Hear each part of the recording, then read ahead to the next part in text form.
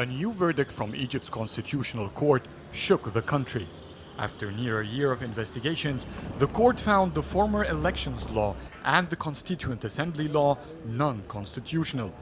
This made it rule to dissolve the upper house of the parliament and the former Constituent Assembly. But to avoid the legislative vacuum, Egypt's Supreme Court advised to keep the upper house operating until the lower house is elected. يكشف بشكل جلي. This is an indication that the political Islamic powers did try to monopolize power, but they didn't have the professional caliber to do it properly. And despite that, the verdict will not be applied immediately. It will cause tension in the political street. If the ruling party didn't respect the law, we might see others now who wouldn't.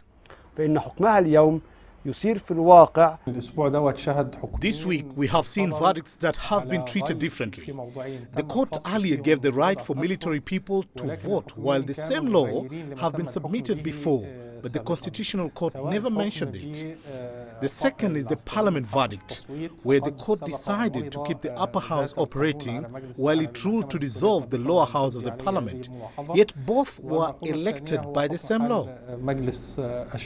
The verdict will now go to the States Cases Association, which will translate the verdict to administrative actions.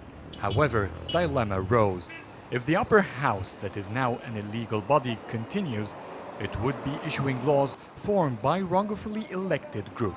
The situation remains as is. The upper house will keep working and the constitution has gained the public vote.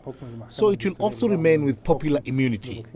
Part of it because the new constitution gives parliament immunity. The accurate impact of the verdict remains debatable, but what politicians agreed upon, it will give room for anyone to doubt the legality of any future law. Once again, the Constitutional Court causes disruption in the Egyptian political street.